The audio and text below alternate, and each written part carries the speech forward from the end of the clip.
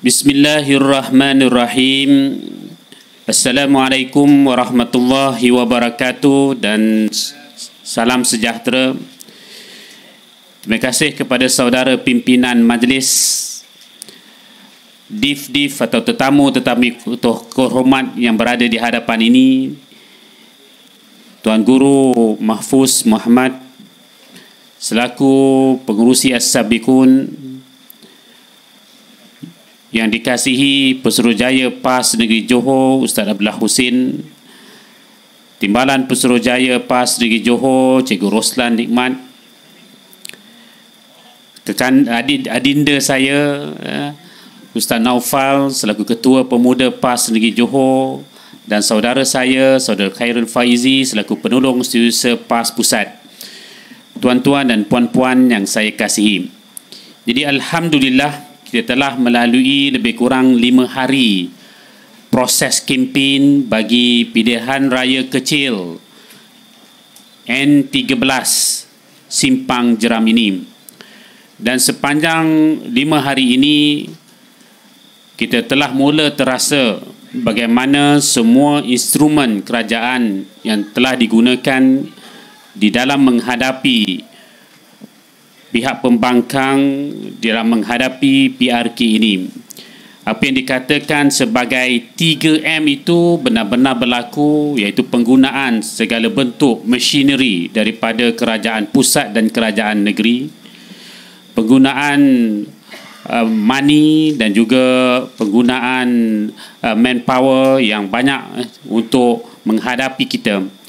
Tugas kita bukan tugas yang mudah. Di dalam menghadapi pilihan raya ini, kita seperti mana yang dikata satu tugas mammoth task, tugas yang cukup besar bagi menghadapi kerajaan pusat dan kerajaan negeri.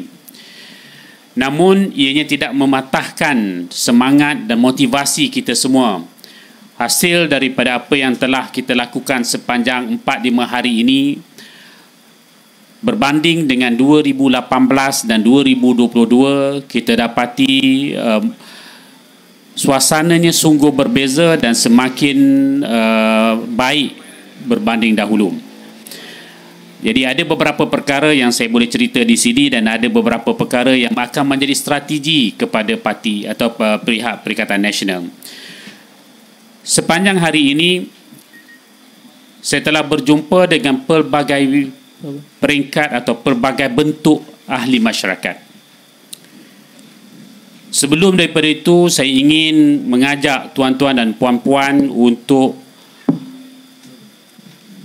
menyedekahkan Al-Fatihah kepada salah seorang daripada petugas parti, iaitu saudari Rosmawati yang baru meninggal dunia semalam disebabkan pendarahan otak. Al-Fatihah.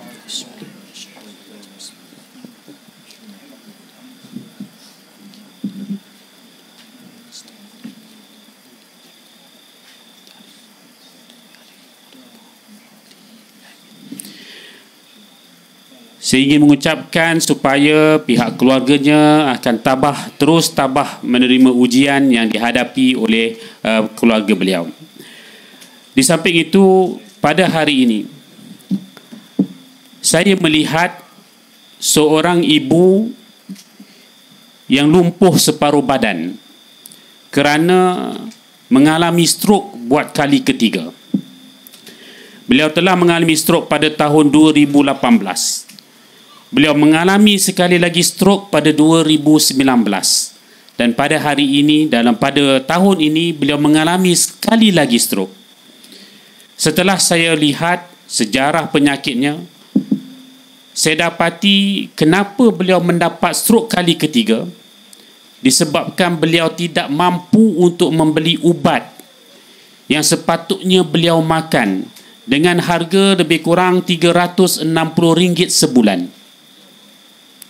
RM360 sebulan, dan terpaksa tinggalkan ubat kerana ketidakmampuan. Pada hari ini, saya juga melihat seorang bapa dengan 4 orang anak menghidap penyakit kanser usus yang telah merebak ke paru-paru dan hati. terpaksa membeli stoma bag yang diletakkan di ususnya, yang perlu ditukar 2 hari sekali dengan belanja RM180 sebulan. Beliau tidak bekerja, isterinya tidak bekerja. RM500 sumbangan JKM, RM300 sumbangan daripada Baitul Mal, 4 orang anak yang bersekolah, sewa rumah RM500. Apa yang beliau dapat yang boleh digunakan untuk kehidupan sehari-hari? Sebagai seorang doktor, saya melihat pada masa akan datang apa yang akan berlaku pada keluarga ini dalam beberapa bulan yang akan datang.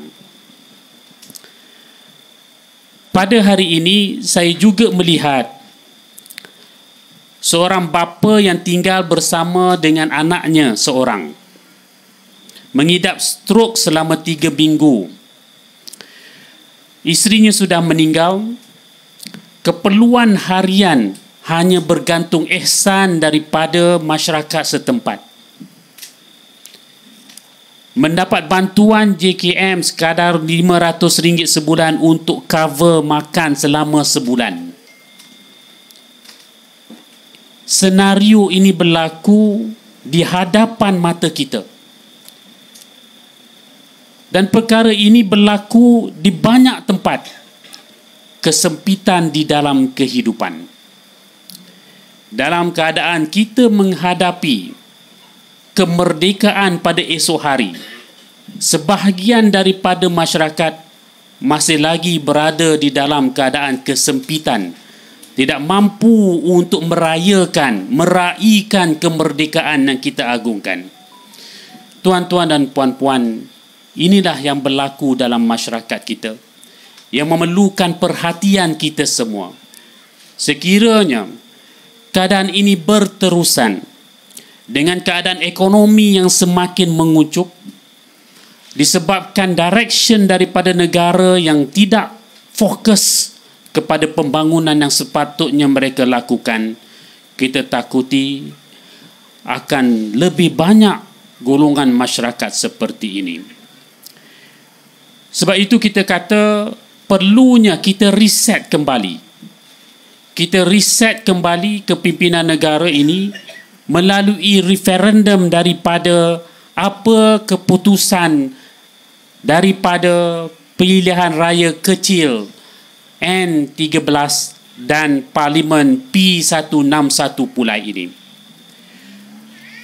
Tuan-tuan dan puan-puan, di dalam kita menghadapi kemerdekaan, konsep kemerdekaan yang ingin kita sampaikan, apabila Rasulullah SAW berhijrah daripada bumi Mekah ke bumi Yathrib dengan pembentukan Madinah Al-Munawwarah sebagai sebuah negara yang berdaulat, perkara pertama yang Rasulullah SAW buat ialah menyatu padukan kaum Aus dan Khazraj yang berperang ratusan tahun, dan kemudian disatukan golongan ini yang kemudian digelar sebagai Ansar dengan Muhajirin, iaitu di kalangan sahabat-sahabat yang berhijrah bersama Nabi.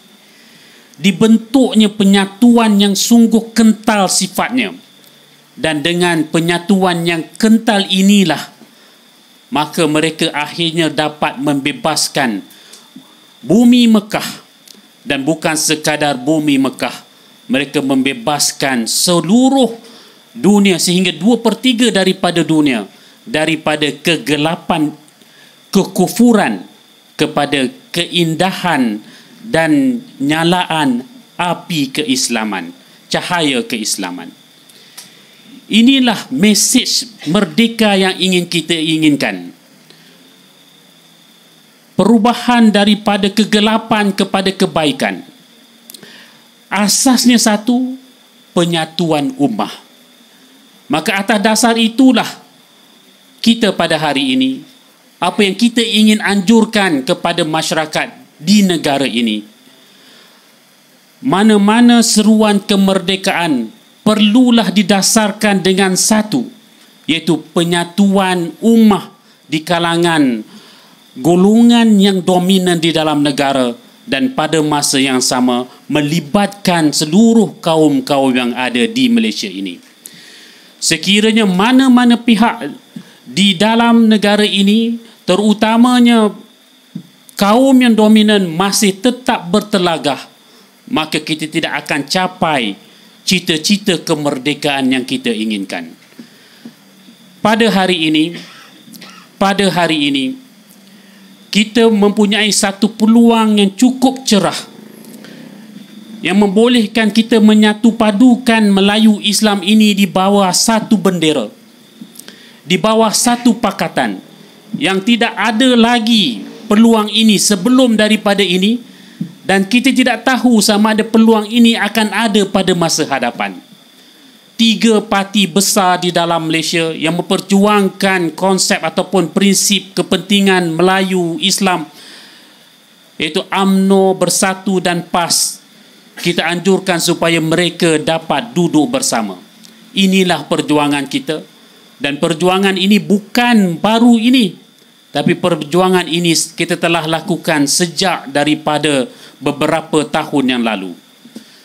Tapi pada hari ini, dengan mesej yang kita dapat, sekiranya kita menang di PRK Simpang Jeram dan juga Pulai memihak kepada Perikatan Nasional, maka sesungguhnya kita telah berjaya menyampaikan satu signal kepada pemimpin-pemimpin utama UMNO Barisan Nasional bahawa pendukung-pendukung mereka, penyokong-penyokong mereka bersama dengan kita untuk penyatuan ummah ini.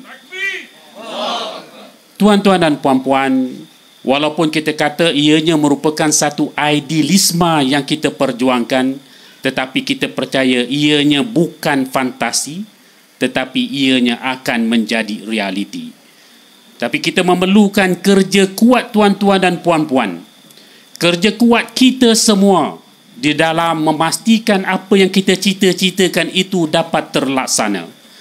Di samping dengan doa dan harapan, moga-moga apa yang kita perjuangkan ini mendapat sokongan daripada semua pihak yang berada di Simpang Jeram dan Pulai, dan malah di seluruh negara.